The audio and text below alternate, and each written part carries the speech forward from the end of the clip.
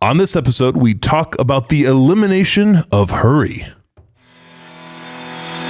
You're listening to the Dudes and Dads Podcast, a show dedicated to helping men be better dudes and dads by building community through meaningful conversation and storytelling.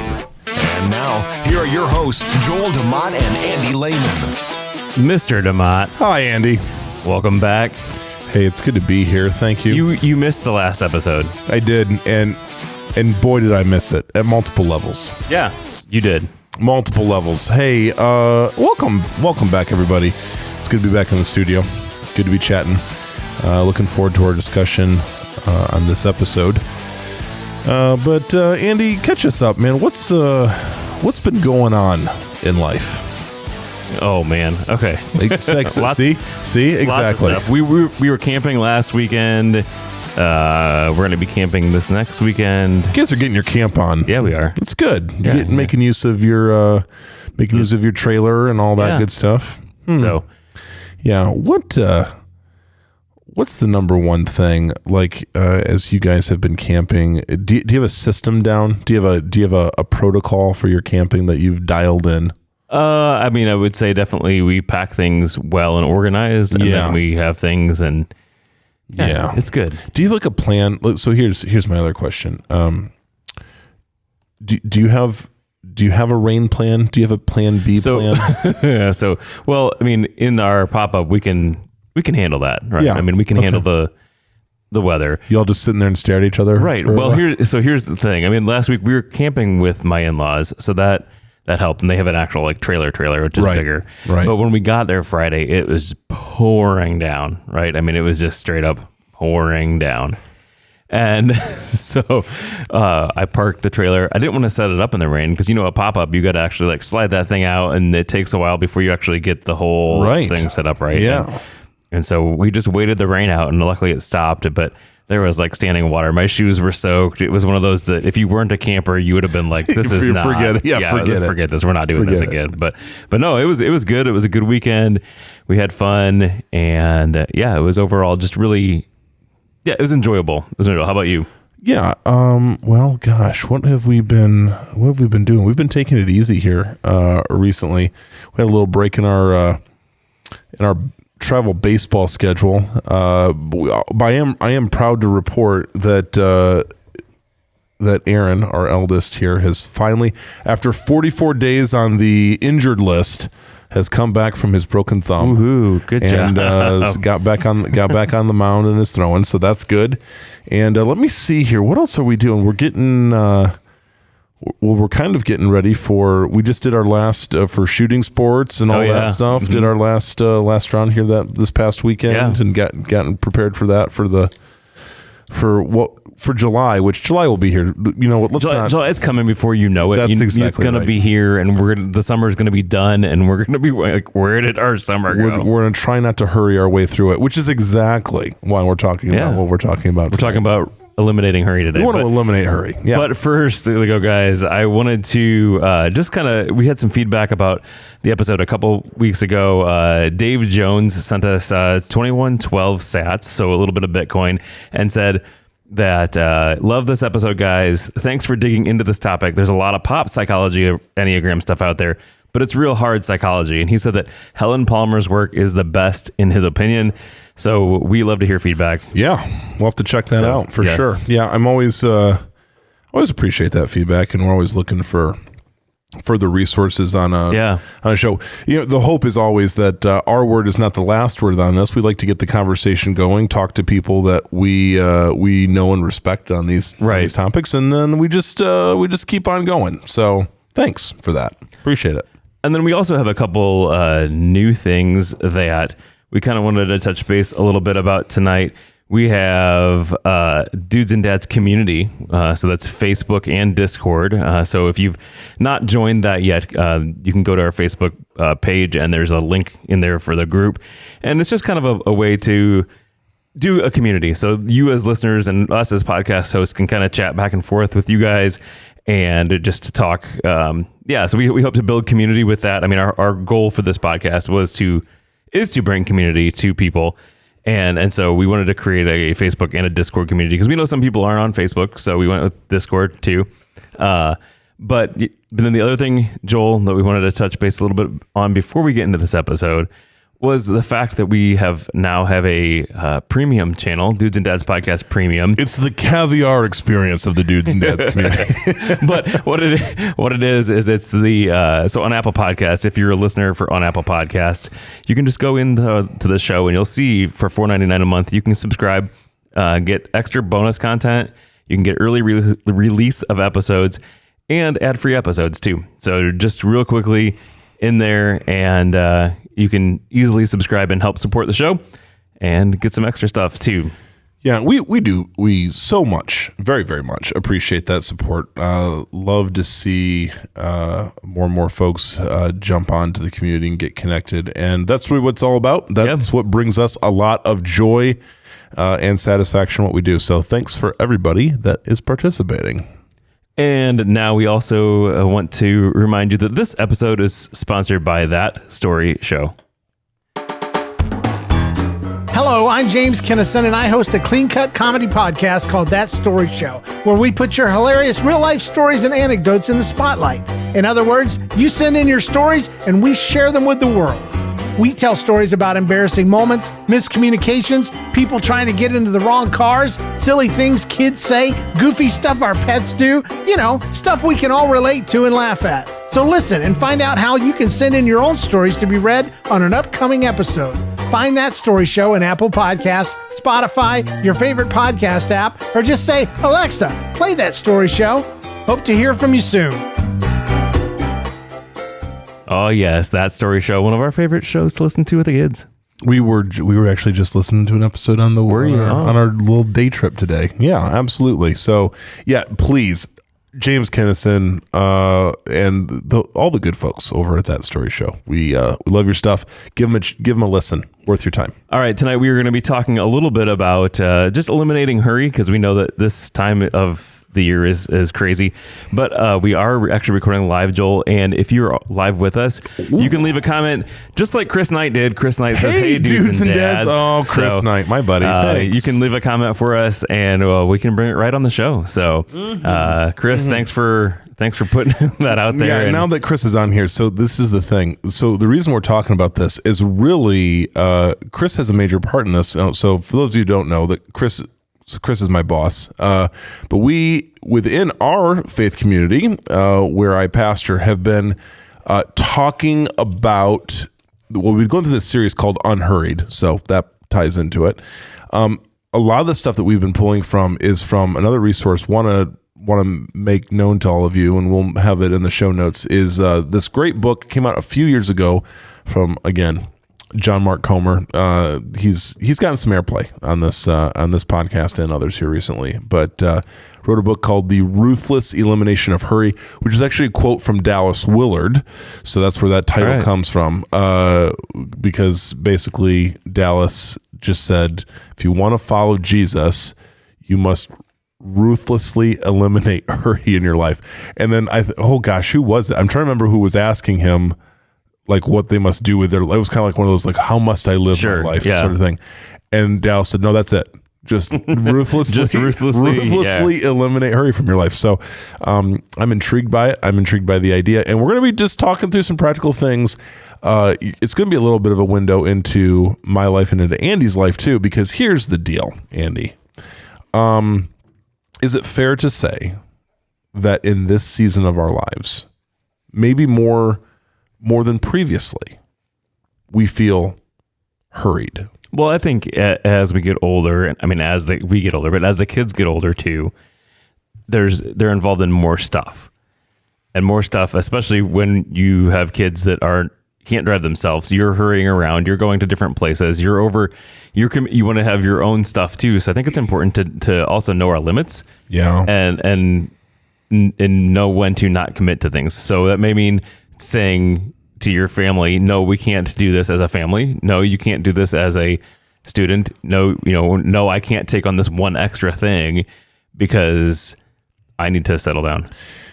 For you, Andy, because I've been thinking about this in the context of our family, how do you know when it's too much, like when you've crossed the line, and all of a sudden you've entered in from kind of an intentional momentum in your life, because we have things we have to do. There's regular things that we are filling up our time, right? And that's work, that's certain family obligations, things like that, just the normal rhythm of life.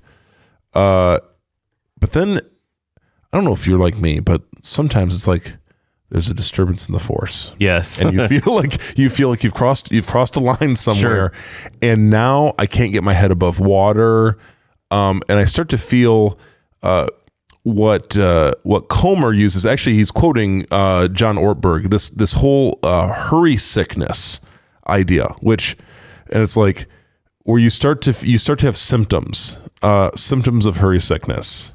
And like for you, how do you know? Like what are the things that you notice? So first off, I'd like to actually maybe touch a little bit on what is hurry. So John Mark Comer in the book talks about it, and he says that hurry. First he says John Ortberg defines the essence of hurry quite simply as too much to do, and John Mark Comer says that hurry is the enemy of a spiritual life. So that's kind of what we're going on tonight as far as the definition of hurry. So it's a pretty basic, I would say, definition of hurry. But I think, so your question to me was, how do I know when enough is too much? Yeah. So when I start to get anxiety about all the things that we have to do, when I'm uneasy in my heart, when I'm uneasy as far as when I'm uneasy about all of the things that we have to do. And sometimes that's just me too. Sometimes maybe I'm just feeling overwhelmed, but I need to talk to my family, and then I realize, it may seem busy, but we're not actually like that busy. We do actually have breaks in there.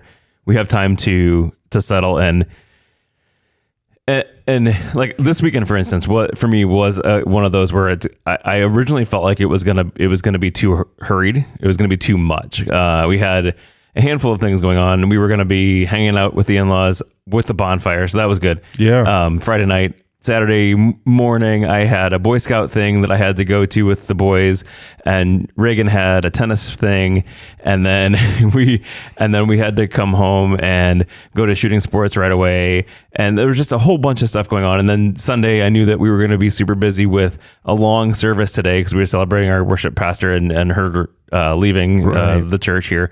And so I knew we were going to have a longer day there, and I knew that we were going to have a long time VBS and then coming here to record the podcast. So, but then my wife reminded me, actually, it's not really that busy. We're not that busy as busy as we think this weekend. So, but to answer your original question, it's kind of when I get that uneasiness in my heart, I'm like, this is too much. Is it? And I think it's possible, because I know I've done it, where we actually begin the uneasiness in your soul about the pace of what you're doing. When you become like a little bit numb to that, or that becomes the norm, and because here's the deal, I don't know about other people, other regions. I feel like this is an American issue. Like we do wear busyness and hurry as like a kind of a badge of honor sort of thing. Yes. Like how many times have I said I've been guilty of this, and this is like pastoral small talk.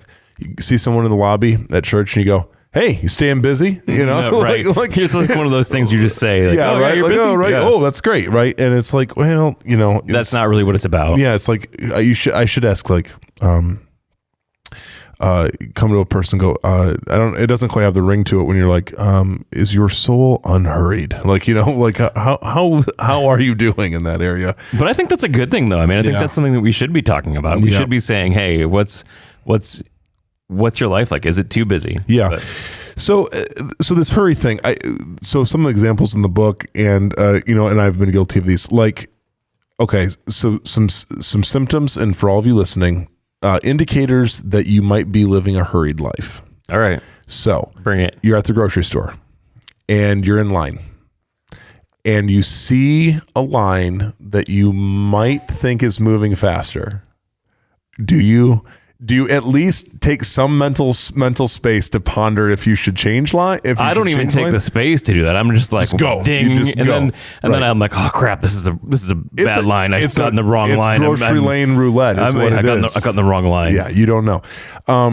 So that's the thing. Like, because ultimately in that scenario, you might gain a few minutes. Like, you might gain a few minutes, maybe. Or I mean, the fact that you get in line or you're driving.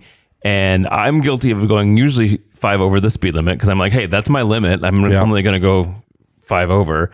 And then I get behind a guy who's going the actual speed limit. And I'm like, gotta get around this guy. Yeah. Yeah. And who really, are you monsters out there going the actual speed limit? And I'm not gaining anything by going 5 miles an hour slower. Right. Well, because that was the whole discussion we had with the kiddos the other day. Like, mathematically, if you figure it out, like, we were trying to explain because they were like, Dad, why don't you pass this guy or whatever? And I was like, here's the deal, guys. Okay. I'm getting off at this exit in exactly 2 miles, and me going around them and going that much faster will gain me maybe I might get home maybe 30 seconds. Yeah. Oh yeah. Maybe, right? Like, I was just saying, like, do you know how much faster you have to drive than the other person for an extended amount of time to really make up that work? Yeah. Like you just have to keep all these things in perspective, but we feel like we gotta go. We have this urge and this push to do it.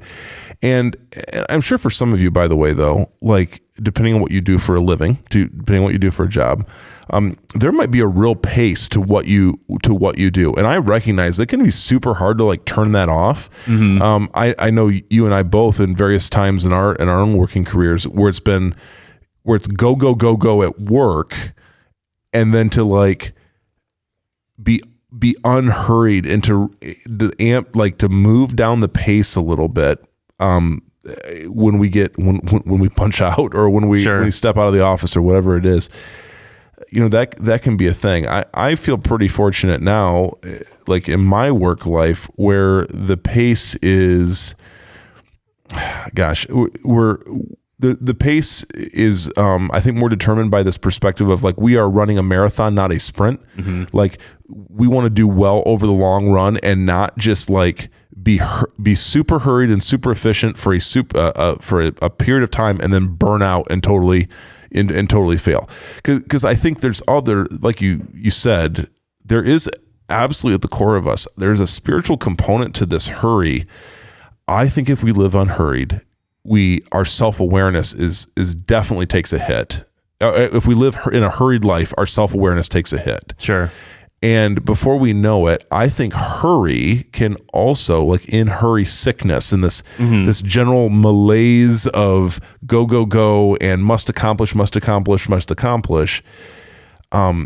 I think it can lead for us as men. I think it can lead us some really, really dark places without even recognizing it. So let's talk a little bit about what does healthy busyness look like versus unhealthy busyness, because I think that there's definitely a difference between the two. And we would love to hear you guys' feedback too. So if you want to call and leave our voicemail on our number, that number is 574-213-8702. Again, 574-213-8702. Andy, I'm going to say this. If someone leaves us a voicemail, a legit voicemail feedback, we're going to send them something. We will. Because I want people to do this. We'll send you something.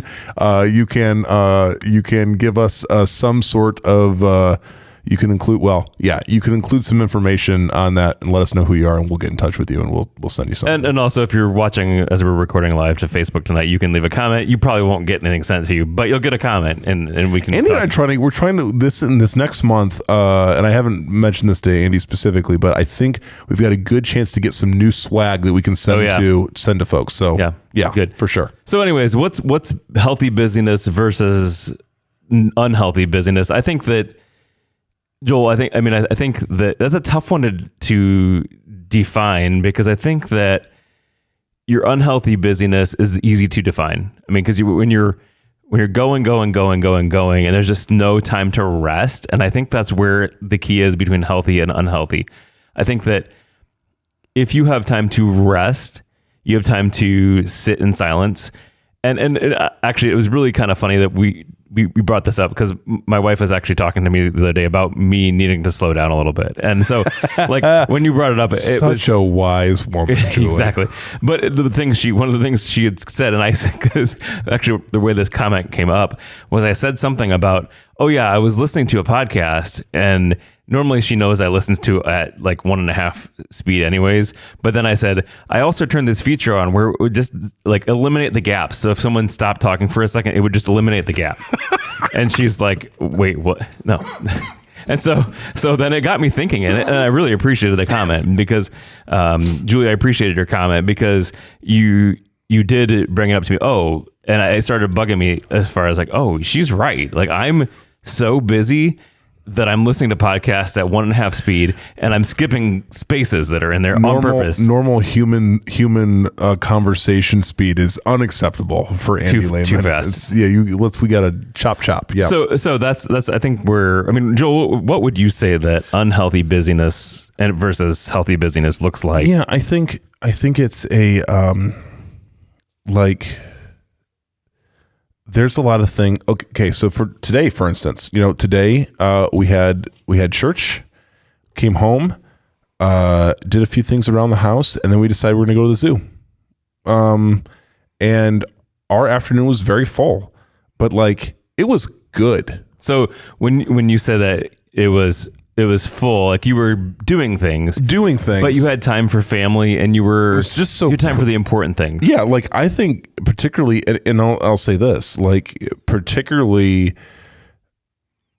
meaningful with our kids, and we were present with our kids, and Jackie and I not that I air all of our marital stuff on the show. I try to be very, very careful about this, but I would say, look, we hit a spot here recently where like our communication was not good, and like there was a disturbance in the force, and man, today was really good. Like I really needed it. So it was full. We did things. It was like boom, boom, boom, but it was like, I know I feel different after that experience than I feel with like other experiences where we are in a hurry for other stuff, that feeling of, like, I think some of you will know, like the trying to get through the airport kind of hurry, yeah, where it's not even about, it's like, it's a long series of hustling through things because it's not even about those things whatsoever, but we got to do them. We got to get through whatever, just to try to make it to the end. That's the kind of thing that I want to avoid. And I feel like in this season, as you have mentioned, Andy, we have kids in a lot of different things. Mm-hmm. Some of the things that our kids like overlap, like with our own children, they overlap. A lot of the things don't. Like as they're getting older, I think you're seeing this with your kids. Like they have unique likes and dislikes. Oh yeah, mm-hmm. And things that they're into. And you want to honor that, but at the same time, you have to be like, okay, we can't do everything, right? Like we can't, it's like not within our, so that's why when I rejoice when I have at least two kids that like the same thing and can do it at the same time. But there is this sense in which I have to check and go like, how much of this are we creating ourselves? How much of this is like, this is a seasonal thing in our lives and is unique? Because there's some, and for those of you that are parents that have, maybe you've got two kids, maybe you've got one kid. I mean, absolutely zero negativity toward this, but you do get the sense though, like with each of us having 4 kids and managing everything that comes with that, there's a multiplication effect of the, like, there is always a thing just coming up and that's coming next, and that we want to make sure that we're there for, or that they're being involved with. And so that it is a, with every additional kid, there just feels like this addition, it's like a multiplied additional effect of things that we're doing and things that we're pursuing. And so it's like, okay, how much of this is essential? How much of it's not? The other thing, though, I would say, though, is that like as opposed to just when it comes to eliminating, because it's not just eliminating hurry, it's ruthlessly eliminating hurry, because basically you have to be ruthless about it. You got to get like strategically intense about it in certain ways. And so there are a few weapons. There's a few strategies and weapons against hurry that I think are really, really good. One of them is silence and solitude. We've talked about that before on this show. It's a kind of a reoccurring thing. I wish we talked with Chuck Lehman, my dad. That's right. About resting and retreating. Papa Chuck. And I don't know if anyone has ever called him Papa Chuck before. I think we've called him Father Chuck before. Father Chuck would make sense as well. He is kind of monk-like. I can see it. Minus the being married part. But but like, so when you take time basically to intentionally slow yourself and to listen, like that's definitely a thing. Yeah. And the other is this whole idea of simplicity. And I spoke to our faith community at Walker's Missionary Church about this the other week. And so a lot of our hurry, Andy, is there's like a scheduling hurry that we create, right? When it's like, okay, I got this event for work. I've got these things that I'm taking the kids to that they're involved with. My wife and I have got this thing. We got our friends that we're trying to maintain, crazy idea, trying to maintain adult relationships in our later 30s and 40s. Like that's tough. It feels hard, right? It does. We're trying to do all that. But then there's like the other kind of hurry that comes to us because of the things that we have surrounded ourselves with, like possession stuff, right? And the reason for that hurry is like the more stuff you get, the more stuff you have to manage and like take care of and service. And it very easily can become this thing where it's like you make you get the tools, but then the tools start making you, right? Sure. They start controlling you. And I think that's just so much of, I think that's also a big piece of like really asking yourself the question when it comes to hurry and bringing maybe some more health to our kind of our rhythm is saying, okay, can I do more with less?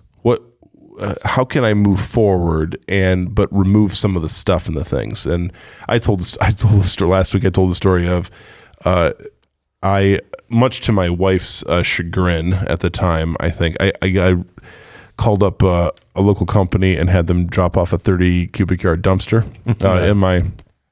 in my driveway, and it stayed there for a month because each weekend. We had time, right? We just tossing stuff because I'm like, how many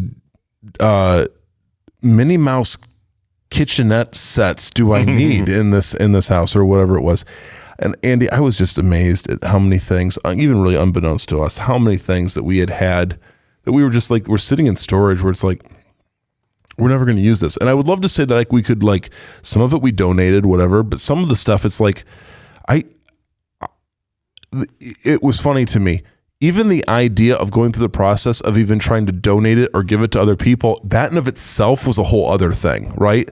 Like no matter what, I was not going to get off the hook with it, like in trying to simplify. It was like there was going to be pain no matter what in trying to rid all of us of stuff, trying to better organize things.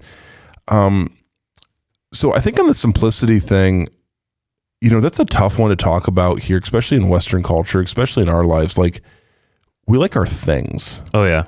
Right. And thank goodness, Amazon can get us our things super, super quick. Now where we live, we have a major Amazon distribution. This is terrible, Andy. That's dead serious. This is the first thought that came to mind. So just a few miles from us, they are currently building a massive Amazon distribution warehouse, right? And when this deal came through, and I drove by it the other day as it's being built, and it's hard to wrap your brain around how huge this thing is. Here's the thought in my mind that went through my mind. I bet you I can get it same day now. I was like, whatever it is I order, I bet you bet you if I get it early, if I order early enough in the day, it'll be on my doorstep by that. I'm like, what a time to be alive. And like, that's what went through my mind. Oh man. You know? So I want to touch a little bit. There's a Bible verse I think applies here, but first I want to bring up a comment from Becca Lehman. She says, "Good thing Father Chuck did not take the monk lifestyle so far as the no marriage commitment." That's right. So that's right. And we're grateful that he didn't, because I wouldn't be around. That's exactly right. This show would not exist. You know what, Father Chuck? Thank you for helping make Dudes and Dads a reality. So the Bible verse I want to bring up here is Matthew 11:28-30. "Come to me, all you who are weary and burdened, and I will give you rest. Take my yoke upon you and learn from me. For I am gentle and humble in heart, and you will find rest for your souls. For my yoke is easy and my burden is light." Good stuff. Yeah. So resting. So Joel, Jesus is saying right there, like, to rest in me. Like, what's that look like? So, and in the book we're talking about here tonight, he does mention that if you truly believe Jesus offers you rest, then are you really ready to rearrange your life and your days so that Jesus becomes your new normal? Yeah. So that hits home right there. Yeah. Like, are you ready to rearrange your life? Yeah, because it's like, well, what did Jesus value? First of all, he was never in a hurry. This is the other thing. So many demands on his time. So as he began ministry stuff, like this is which, even as you read the stories, like as he's going along with the disciples, it's deeply disturbing how he seems to be operating in a different time zone. And I think it feels so disorienting to us because we would have the sense of like, my goodness, he has so much work to do, all these things, all these demands upon his time, go. And it's like, he'll be going along and be like, hey guys, I'm gonna go pray. I'll see you later.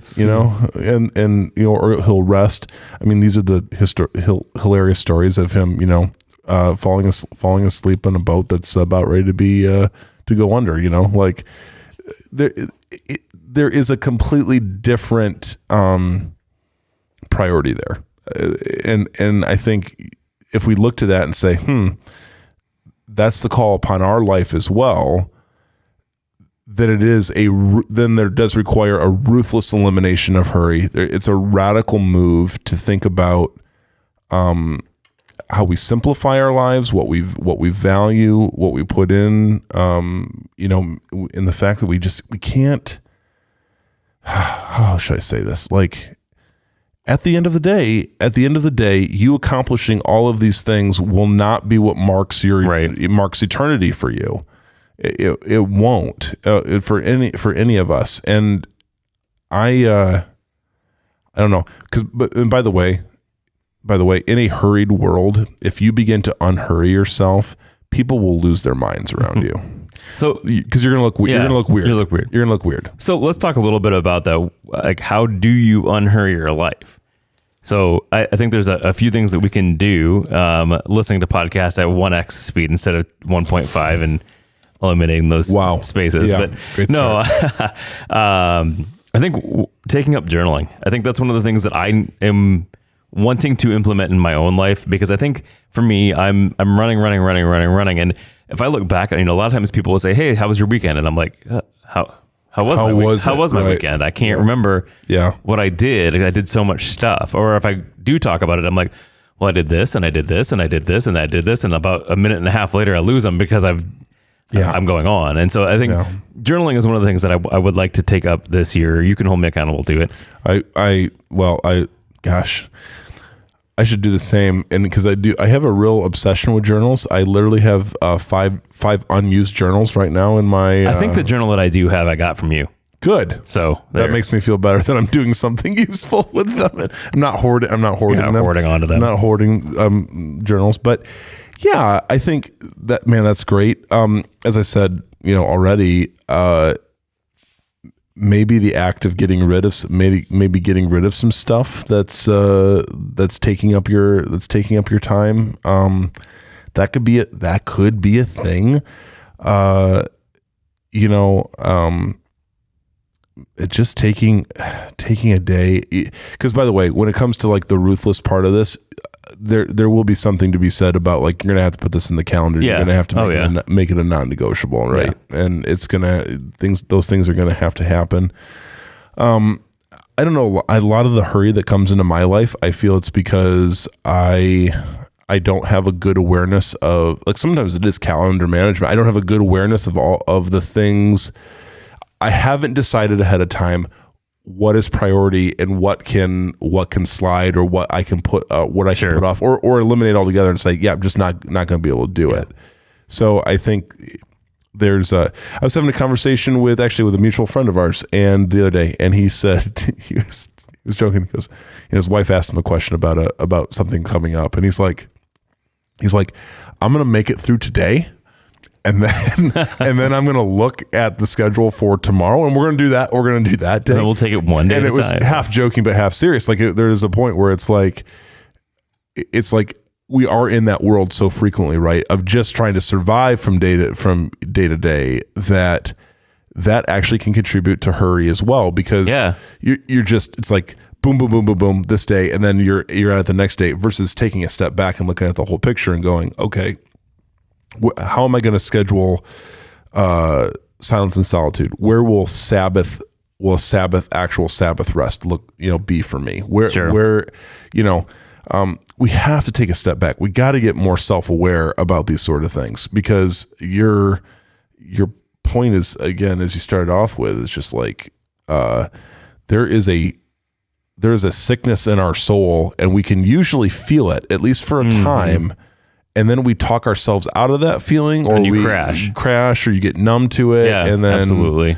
And then before you know it, you're looking around, you're like, oh my goodness. What are we doing with our lives? So here's another good one here. Set a time limit for your social media. Oh gosh. That's a hard one. I got to do, listen, full disclosure. And I recognize this. I am trying to make improvements on this. I don't know what it is recently here for me, and there's probably some other spiritual things everything's spiritual. So it's like there's always something there's a thing under the thing. Recently, I've been recognizing, like, I will, at the end of the day, I'll pull into the driveway and I'll check my phone, because I've been driving, like I have not gotten any messages or whatever. I'll check my phone, and I have lost 20 to 30 minutes in the driveway if I get on something or whatever. And I just go, what is happening to me? Because I'm so non-critical about that. Like, I'm not even aware of what is going on there. And then, but it's interesting in doing that, though, then that contributes this whole, like, I can't ease kind of into the returning home sort of thing. It's like all of a sudden I'm like, oh man, oh geez, I got to run in there and I got to do this, and this. And there I am. I'm hurried again. So social media, amen and amen, Andy. I gotta work on it. All right. Also, show up 10 minutes early for an appointment and use that time to pray. Ooh. Yeah, because then you're not rushing. You have time to actually do that. But then that also brings in, then you actually need to set time to get to the appointment on time, like ahead of time, and not rush to it. That's where I find myself. Andy, do you guys set your clocks at home a few minutes ahead? No. You don't? No. Interesting. Intentionally so? We just set them. You just set them at the time. So this is the other thing. I think that would bother me. True story. Well, here, it's a psychological thing. True story. The clock that is on the microwave and the oven in our house, right, which our kitchen is kind of in the center of everything, is 5 minutes fast. Oh wow! If I knew that it was 5 minutes fast, I would just know it's 5 minutes fast. Totally, and we know it's 5 minutes fast. But what it still does it hurry you? It pushes us a little bit. It's interesting. It pushes us a little bit, and this is where it comes out really during the school year, primarily when we're trying to get out the whatever, where it just gives us a little bit of an extra push somehow that we are a little bit more likely to make it on time. But it's interesting, right? Again, we have to like create a sense of hurry to manage our lives, I guess. I don't know. All right. And then drive the speed limit. We already talked about that one. But then find 15 minutes each day alone for silence and solitude. That one's hard sometimes. You got to get up early. I mean, I find myself getting up early because that's the time.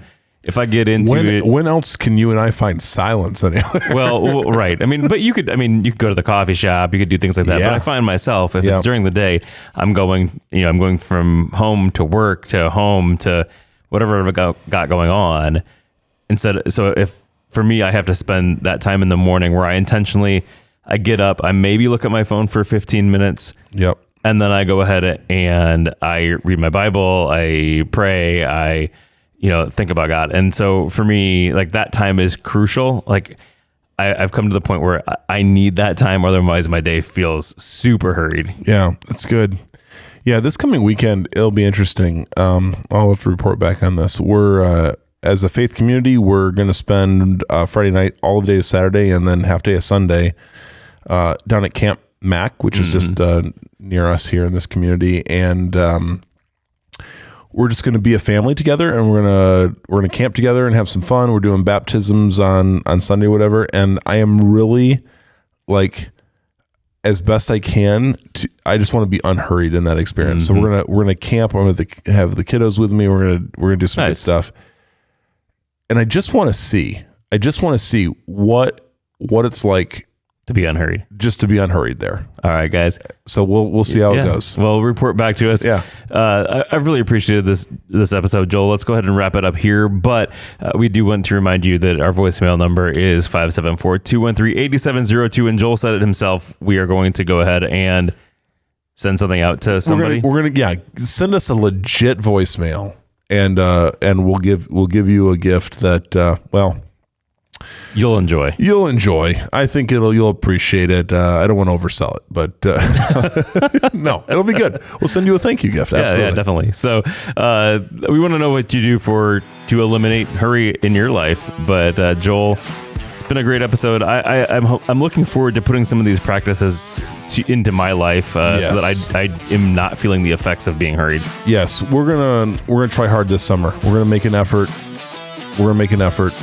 And hopefully our efforts will help you and encourage you along the way. So, guys, as always, we thank you so much. Also, Dudes and Dads podcast at gmail.com. Good way to shoot us an email, too, if you'd like. We'd love to hear feedback.